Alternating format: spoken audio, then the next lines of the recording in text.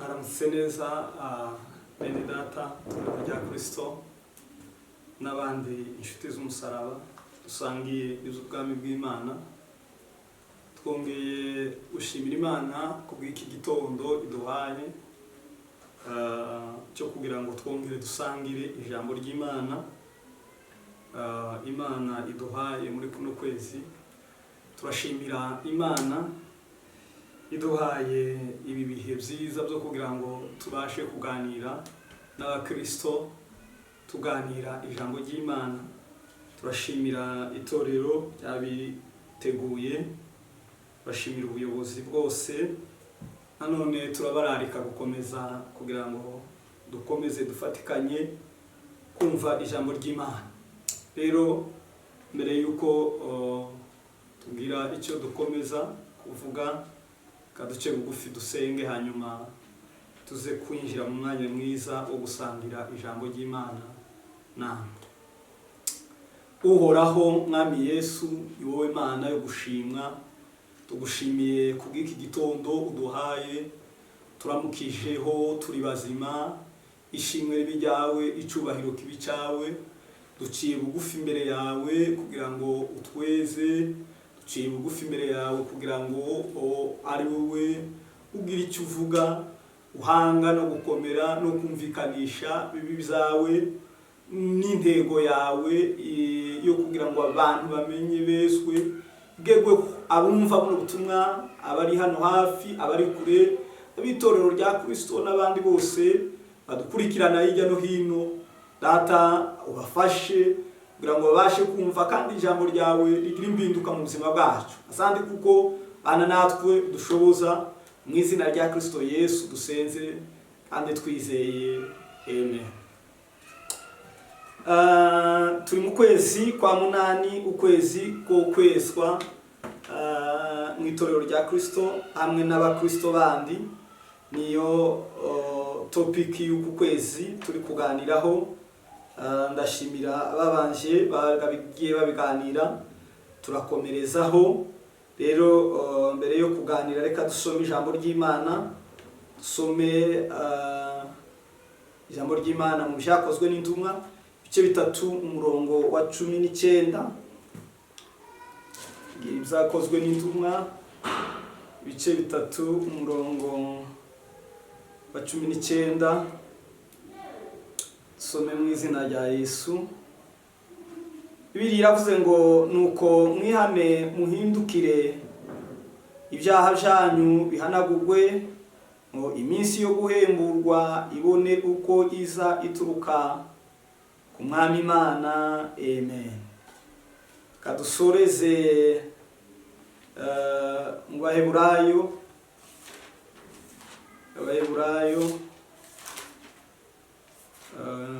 igitabo cy'Abaheburayo ibice 12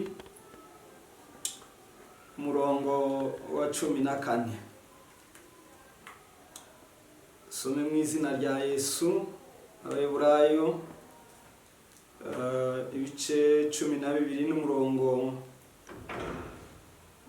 wa 14. Biravuze ngo mugire umwete wo kubana n'abantu bose amahoro n'uwo kwezwa, kuko utejejwe atazareba Umwami Imana. Amen.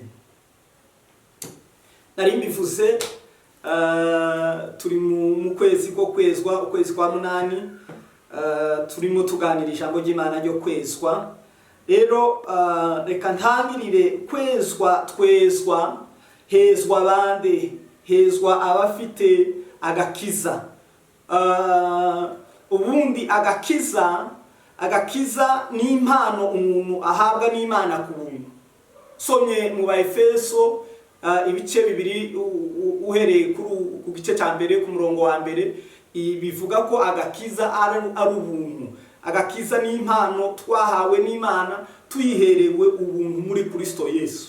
Anyuma abarangije kwakira ako gakiza bakurikizaho ubuzima bwo kwezwa. Kwezwa ni ubuzima bwa minsi yose ku muntu wakiriye Yesu Kristo. Umukristo wese wakiriye Yesu Kristo, ubuzima bwe bwa minsi yose burangwa n'ubuzima bwo kugenda yezwa twezwa buri munsi, twezwa buri saha, uko twanduye, uko tubwiweho n'ikizinga, uko tubwiweho n'umunkanyari, uko tubwiweho n'ibitari byiza. Ubuzima bw'umukristo rero burangwa no guhora yiyeza. Agakiza n'ubuntu twagaherewe rimwe muri Kristo Yesu, ariko ubuzima bwo guhinduka ni ubuzima bwo kwezwa kugira ngo tubashe gukomera muri ka gakiza. Rero twezwa n'iki? Twezwa gute? Amen. Avandimwe torero ry'Imana, ntabwo ari abantu batweza. Amaraso ya Yesu Kristo niyo yonyine akuraho ibyaha.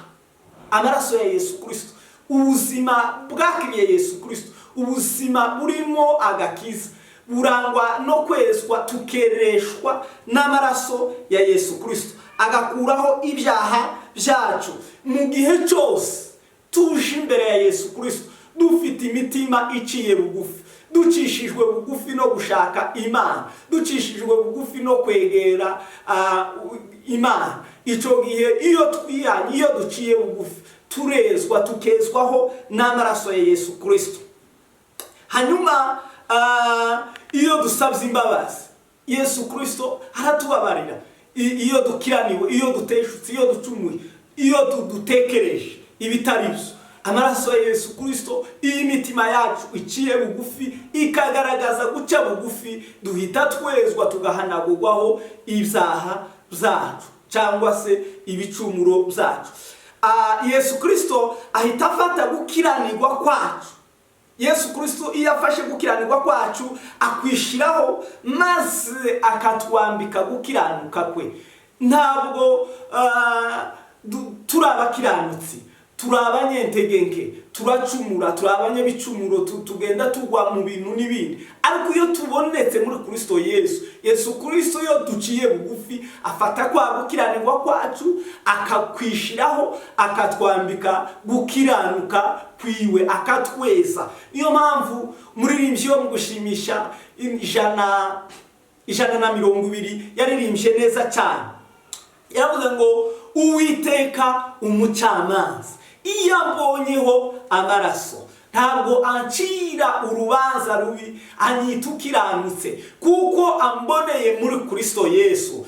Iyo tugaragaye muri Kristo Yesu, iyo ducishije bugufi, Imana ikaturebera muri Kristo Yesu, duhita tubonekaho gukiranuka kubuturuka muri Kristo Yesu. Kwa gukiranirwa kwacu Yesu akakwishiraho, hanyuma akatwambika kuriya gukiranuka kwiwe, akatweza. Ariya maraso ye akatweza. Kuriya guca bugufi tuzanye imitima iciye bugufi imbere ya Kristo, bigakuraho gukiranirwa, hanyuma tukambikwa gukiranuka, hanyuma tukaba turatsindishirijwe nta rubanza, kandi kubera ko duciye bugufi twejejwe n'amaraso ya Yesu Kristo. Abatezwa nibo bafite ikibazo cy'urubanza rw'iteka, ariko abezwa bafite agakiza bakiriye Yesu Kristo nk'umwami n'umukiza w'ubugingo bwabo, ubuzima bwabo bukaba ubuzima bwo kwezwa. Ntibatinya gupfa, ntibatinya urubanza, kuko Yesu Kristo urwo rubanza yarubakishijeho. Barakiranutse, baraboneka, bejejwe n'amaraso ya Yesu Kristo. Amaraso ya Yesu Kristo niyo atweza, niyo aduhindura kuba abaziranenge, kuko uwera n'umwe gusa, Imana niyo yera. Sema amen. Amuntu ntiyera, abantu bagwa mu makosa, ariko kubera ko Imana yera turatinyuka tukaje imbere yayo, iyo ducishijwe bugufi tukezwa n'amaraso ya Yesu Kristo.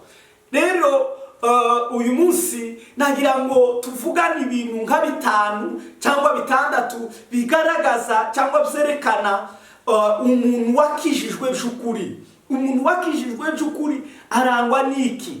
Umuntu wakijijwe by'ukuri arangwa n'ibintu bikurikira. Sema amen. Umuntu wakijijwe akakira Yesu Kristo, akagira agakiza kukuri, ijambo rya mbere, uyu muntu wakijijwe arangwa no guhinduka. Sema amen. Nukuvuga ngo agakiza gahindura umuntu, agakiza kagomba guhindura umuntu ubuzima bw'umuntu wa kera bugatandukana n'ubuzima, cyangwa ubuhamya bw'umuntu wa kera bugatandukanwa n'ubuhamya bw'umuntu musha uri muri Kristo Yesu. Ubuzima bwa kera atarakizwa bugomba gutandukanwa n'ubuzima busha nyuma yo gukizwa. Agakiza karangwa no guhinduka. Guhinduka rero ni ubuzima bwa minsi yose bw'umukristo. Usomye mu Baefeso ibice 4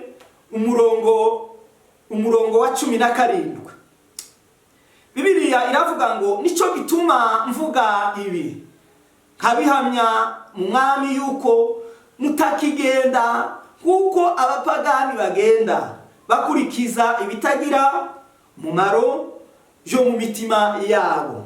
Ntabwo umuntu wakijijwe ufite agakiza akigenda kuriya, akicemerewe gukora ibitandukanye n'agakiza, akicemerewe gusambana, akicemerewe gusinda, kuba mu buzima bwo gusinda, akicemerewe kuba mu buzima bwo kwiba no kubesha no kuroga. Umuntu wakijijwe wakiriye akagakiza ntabwo akigenda nk'uko yagendaga akiri mu buzima bwa gipagani. Hari uguhinduka kugomba kukagaragaza impinduka. Hari ubuhamya bugomba kugaragara butandukanye n'ubuhamya bwa mbere atarakizwa. Icyo ni ikintu cya mbere kiranga umuntu wakijijwe, umuntu ufite agakiza, nuko hagaragaraho impinduka mu buzima bwe. Sema amen. Umuntu rero ukigenda nk'uko yagendaga mbere wo ntaragakizwa. Umuntu ukiciba kandi yarakijijwe wo ntaragakizwa, nta gakiza kuzuye kari muri we.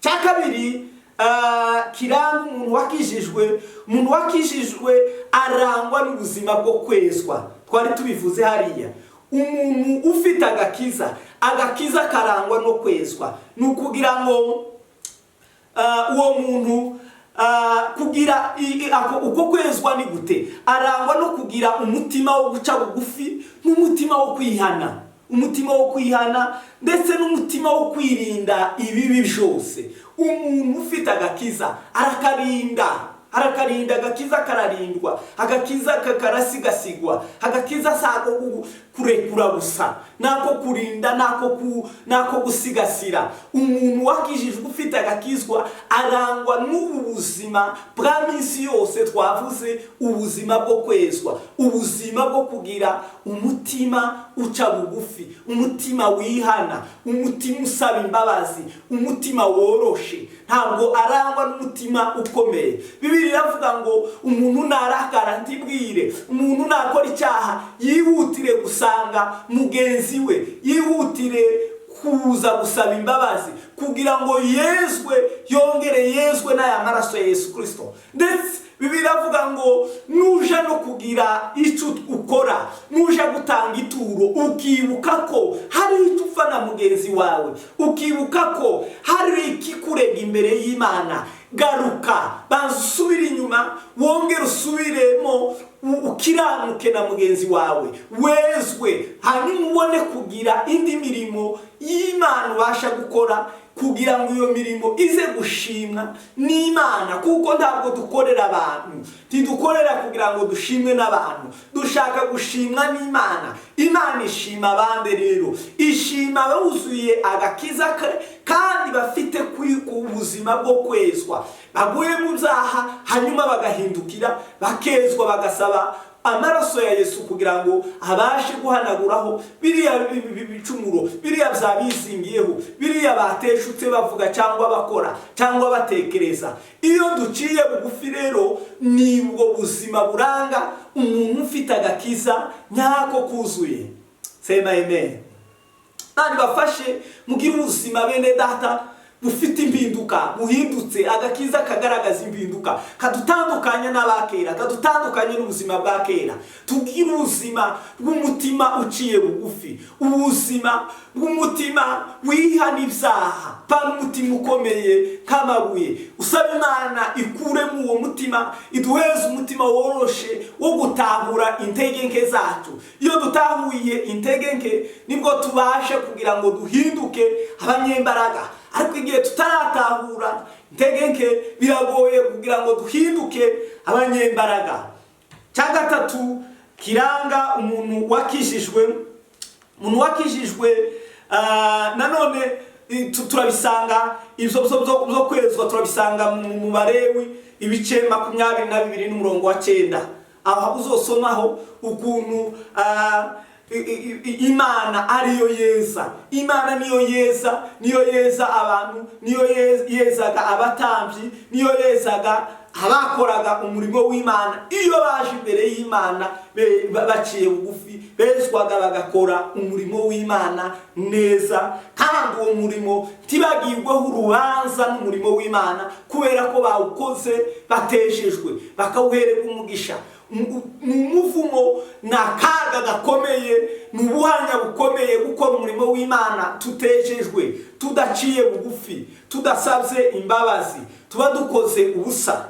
Narivuze ngo nanone icya gatatu kiranga umuntu wakiriye agakiza cyangwa umuntu ufite agakiza nyako kuzuye, arangwa nanone umuntu wakijijwe yerekana cyangwa arangwa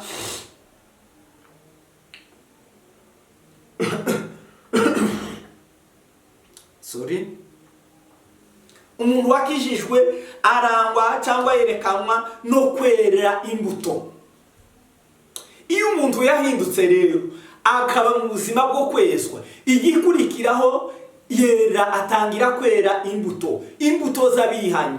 Tibishoboka ko umuntu utuzuye agakiza, umuntu utejejwe yabasha kwera imbuto nziza. Nukuvuga ngo igiti kibi tico kwera imbuto nziza, n'igiti cyiza tikibasha kwera imbuto mbi. Nukuvuga ngo twera imbuto nziza iyo twuzuye agakiza, iyo turi muri Kristo Yesu, iyo twihanye, iyo twiyejeje, dutangira kwera imbuto nziza. Tuzabisanga mu Bagalatiya ibice 5:22.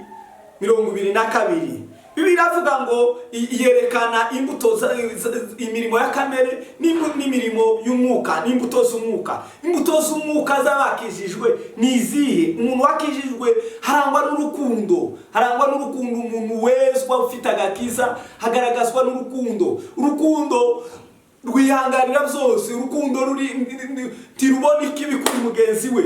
Arangwa nanone n'ibyishimo, ahora n'ibyishimo kubera ko agakiza niko gatera ibyishimo, ibyahandi bitera ibyishimo. Bibiliya iravuga ngo nta mahoro namba y'umunyabyaha, niko Uwiteka avuga. Iyo umuntu atuzuye agakiza, iyo umuntu atuzuye kwera, iyo umuntu atuzuye kwihana, ntashobora kugira amahoro, ntashobora kugira ibyishimo. Ariko umuntu wakijijwe, wuzuye agakiza, wuzuye kwera, wuzuye guca bugufi, arangwa n'izo mbuto z'umwuka wera, arangwa n'ibyishimo, arangwa n'amahoro, arangwa no kwihangana, arangwa nanone no kugira neza, arangwa n'ingeso nziza, arangwa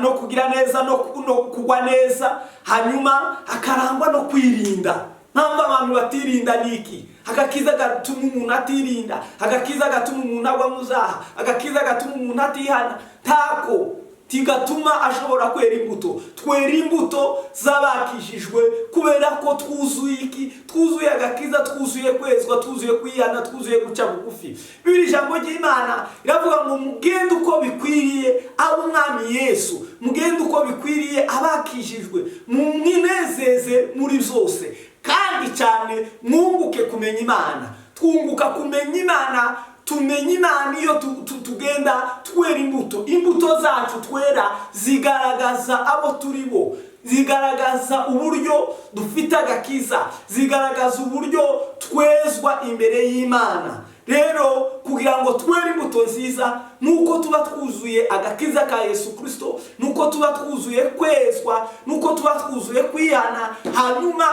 wa mwuka wera akadufasha kugira ngo tubashe gusohora iki? Gusoza imirimo ya mwuka wera, tubashe gusoza, tubashe kumenya kuvuga, tubashe kumenya kubana n'abandi, tubashe kwihanganira abandi, tubashe gukiranuka, tubashe gukora imirimo myiza yose yo muri Kristo Yesu, kubera ko dushobozwa n'agakiza dufite. Ntabwo tuzishoboza, ntabwo twishoboza gukiranuka, ntabwo twishoboza kwera imbuto, ntabwo twishoboza kubana n'abantu. Tubishobozwa n'iki? Tubishobozwa na Mwuka Wera. Mwuka Wera n'iki? Niwe uduha guca bugufi, niwe uduha gutinyuka kuba imbere y'Imana, niwe udushoboza kwihana. Amen. Kindi cya kane kiranga abantu bakijijwe, bafite agakiza nyako kuzuye, barangwa no gusenga. Umuntu wakijijwe rero arangwa no gusenga, no guterana hamwe n'abandi mu nzu y'Imana. Yesu yabwiye abantu ngo igihe kiraje kandi igihe kirasohoye ubwo bazaba basenga Data, bagomba kumusenga mu kuri no mu mwuka. Ntabwo gusenga ari igikorwa dukora gutya. Gusenga ni igikorwa cy'abakijijwe, ni igikorwa cy'abihanye ibyaha. Nibo basenga, bagasenga Data, bakamusenga by'ukuri, ndetse bakabasha no kumusenga mu buryo bwo mu mwuka. Abwiye Abayuda arababwira ngo iki gihe si igihe cyo kongera kuja gushakira Imana i Yerusalemu n'i Samariya. Kristo yaraje asigaye abana natwe, aba muri twe. Amaraso ye n'agakiza ke kari mu buzima bwacu, ntabwo tujya kugashakira mu buzima bw'ahandi. Uko gutinyuka kugira ngo dusenge by'ukuri ni gute? Kugira ngo dutinyuke dusenge by'ukuri, dusenga by'ukuri igihe twaciye bugufi, igihe twihanye ibyaha. Ariko igihe ubuzima butarimo kwihana ibyaha, ntabwo dusenga by'ukuri. Sema amen.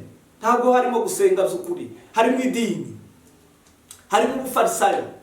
Umufarisayo bagiye gusenga n'umukoresha w'ikoro, hanyuma umufarisayo atangira kuvuga uburyo yiyiriza kangahe yubaha n'amategeko zose. Ariko uwacishijwe bugufi, umukoresha w'ikoro, haravuga ngo jewe mwami sinagatinyutse no guhagarara imbere yawe, sinagatinyutse no kuvuga gutya. Cishijwe bugufi imbere yawe kuko uri umwami, kuko wera. Hanyuma Yesu arababaza ngo ese muraba ninde wasenze nyabyo, ninde wemewe? Bibiliya ikivuga ngo hemewe uyu nguyu wagaragaje guca bugufi. Bavandimwe, torero ry'Imana, bakristo bene Data, gusenga n'ukwezwa, gusenga n'ukwihana. Hatarimo kwihana nta gusenga kurimo, hatarimo kwezwa si ugusenga, hatarimo kwezwa nta si uguterana. Guterana n'ukureka, n'uguhinduka. Ntabwo duterana gusa kubera ko ari uguterana. Kugira ngo duterane tuboneke imbere y'Imana, tuboneke mu maso y'Imana, nuko tubanza kwiyambura, tukikuraho ibitwizingiraho, ibitubuza kuboneka imbere y'Imana. Kandi ibitubuza kuboneka imbere y'Imana ni ibihe? Ni ibyaha, ni integenke, ni ibicumuro. Bibiri ijambo ry'Imana iravuga ngo nimba tudafite imitima idicira urubanza, turatinyuka kuza imbere y'Imana. Ariko igihe cyose hariho umutima uducira urubanza, tidutinyuka, titwakagombye gutinyuka kuza imbere y'Imana. Kuko Imana irera, ikeneye ko n'abayisenga bayisenga mu kuri, bayisenga mu mwuka, bayisenga beshejwe, bayisenga baciye bugufi. Guca bugufi niko kuduhuza n'Imana, kandi guca bugufi niki? N'ukwezwa. Sema amen. Guca bugufi n'ukwezwa. Guca hatarimo kwezwa ndi harimo guca bugufi, hatarimo kwihana ndi harimo guca bugufi. Guca bugufi n'ukwihana, tugahindukira tukareka ibyaha, tugareka ibyakera, tukikuraho igomwa n'ibindi. Hanyuma tuzaba duciye bugufi, tuzaba tugize umutima uciye bugufi. Hanyuma dutinyuke, dusenge, twumve Imana, Imana itwumve. Cyaka ikindi kigaragaza abakijijwe, bafite agakiza nyako kukuri, uwo muntu agaragara afite ubusabane n'Imana mu ijambo ryayo. Sema amen. Ubusabane n'Imana mu ijambo ryayo tubikura hehe? Dusabana n'Imana ryari? Dusabana n'Imana binyuze mu ijambo ryayo. Kugira ngo dusabane n'Imana ni gute dusabana? sukuza gusoma, sukuza kubwiriza, sukuryumva gusa, turyumva riduhindura, turyumva ritwigisha duciye bugufi. Iyo dufite guca bugufi, tukezwa, tukihana, duhita tugira fellowship, duhita tugira ubusabane n'Imana binyuze mu ijambo ryayo. Ijambo ryayo rikagira ububasha kuri twe. Bibi ijambo ry'Imana riravuga ngo ijambo rya nirigera mu buzima bwacu rizaduhindura gute? ritwemeza iby'ibyaha byacu. Nta kindi cyemeza umuntu, nta kindi gitunganya umuntu, nta kindi gituma umuntu yumva yemerwa no kumva ijambo ry'Imana. Iyo duciye bugufi, iyo twejejwe, tugasabana n'Imana, tukaganira n'Imana binyuze mu ijambo ryayo. Torero ry'Imana, murashaka ko dusabana n'Imana? Murashaka ko twegerana n'Imana? Kwegerana n'Imana rero ni ugukuraho igisika, ni ugukuraho ibyaha, ni ukwihana. Hatarimo kwihana, nta kwegerana n'Imana guhari. Ahari ukwihana niho harimo kwegerana n'Imana. Ahatari ukwihana hariho social distance nini n'Imana. Sema amen. Ubuzima butarimo kwihana, ubuzima butarimo kwezwa, ubuzima butarimo guca bugufi, ubwo buzima buri kure n'Imana. Ubwo buzima butandukanijwe n'Imana cyane. Ariko ubuzima burimo kwihana no kwezwa no guca bugufi ni ubuzima burimo gusabana n'Imana. Imana iraza igasabana natwe. Usomye ijambo ry'Imana muri Yohana ibice 14 umurongo wa 15, Bibiliya avuga ngo nimunkunda muzitondera amategeko yanje. Nimunkunda muzitondera amategeko yanje. Nanone ibice 15 n'umurongo wa 14 muri cyo gice cya Yohana 15 no ku murongo wa 14, muri inshuti zanje nimukora ibyo mbategeka. Iby'Imana dutegeka ni ibi, iby'Imana dushakaho muri Kristo Yesu ni ibi: ni uguca bugufi, ni ukwihana, ni ukureka ibibi. Nitureka ibibi turahinduka kuba inshuti z'Imana. Nitureka ibibi turasabana n'Imana. Nanone agakiza katwigisha gukora imirimo myiza. Imirimo myiza yose dukora tuyiheshwa n'agakiza, tuyiheshwa no kumenya Kristo. Usomye mu Efeso ibice 2 umurongo wa 10, Bibiliya avuga ngo turabo Imana yaremye ituremeye imirimo myiza muri Kristo Yesu, kugira ngo iyo mirimo myiza tuyigenderemo. Iyo mirimo myiza tuyikora tuyeshejwe nuko twaciye bugufi, tuyeshejwe n'agakiza kabonerwa muri Kristo Yesu. Iyindi mirimo itari muri Kristo, iyindi mirimo itarimo kwihana, itarimo kwakira Yesu Kristo, iyo mirimo tiyemewe. Umurimo wa mbere ukomeye ni ukwakira Yesu Kristo. Hanyuma twakira Yesu Kristo akatubashisha gukora indi mirimo myiza yose ibonerwa muri we. Vandimwe soza nagira ngo ndabwire iki kintu.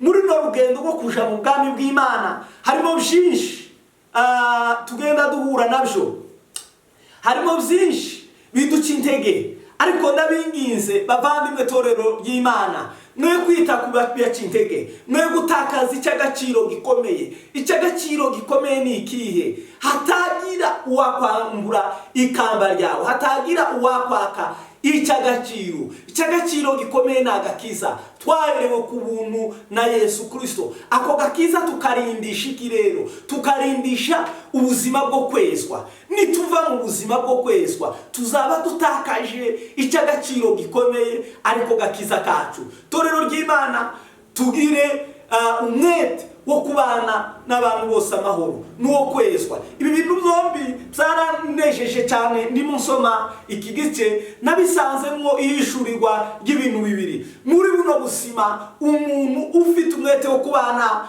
n'abantu bose amahoro ndetse n'uwo kwezwa azabamo neza muri buno busima busanzwe bw'isi. Hanyuma nanone azaba mu bundi busima bw'ubwami bw'Imana. niba ushaka kugira ubuzima bwiza hano kuri nosi bana n'abantu bose amahoro, ezwa itakwezwa. niba ushaka kugira ubuzima bw'ejo hazaza muri Kristo Yesu aribwo bugingo bw'iteka, ezwa bana n'abantu bose amahoro, tandukanywa n'ibyaha, tandukanywa n'ibibi, reka ibidakwiriye, tandukanywa n'urugomo, tandukanywa n'umusinzi, tandukanywa n'usamba. Nubireka rero uzaba mu bundi buzima bwiza bw'ubwami bw'Imana. Hanyuma ijambo ry'Imana ryatubwiye hano, mwihane muhindukire. Torero ry'Imana dukeneye kwihana, duhindukire kugira ngo iminsi yo guhembuka yongere ibone uko ituzaho. Imana dufashe, Imana tugirire neza. Mwakire ijambo ry'Imana, mwakire guhinduka, mwakire agakiza kuzuye karimo kwihana ibyaha. Agakiza katarimo kwihana ibyaha ntabwo ari agakiza kuzuye. Murakoze cyane, kadusenge dusoza. Ndabashimiye abazakurikira. Mwumve ijambo ry'Imana, mwumve icyo Umwuka abwira amatorero. Uhoraho Mwami wanje Yesu Kristo, ndagushimiye kubw'agakiza waduhaye, ukaduhera ku buntu muri Kristo Yesu. Reka kugakiza tukarindishe imbaraga zawe zo kwezwa. Amaraso yawe Yesu Kristo akomeze aze atweze, adukure imiganyara, adukure ibizinga, twikure ibitwizingiraho byose, kugira ngo ubwo uzasange umwana w'umuntu akirimo kwezwa, akirimo kwitegura kugaruka k'umugeni, akirimo kwitegura kugaruka k'umukwe mu izina rya Yesu Kristo. Akiri umugeni witeguye. Data, reka amaraso yawe no kwezwa bigume mu itorero ry'Imana, bigume mu buzima bwacu.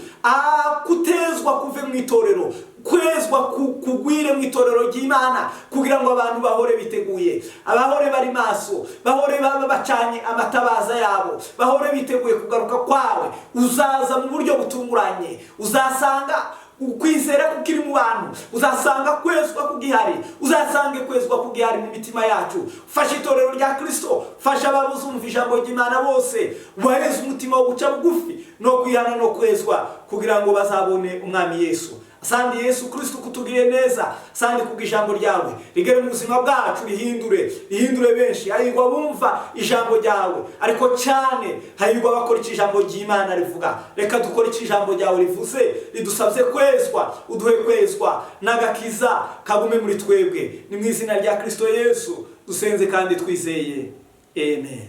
Urakoze cyane. Shalom, shalom.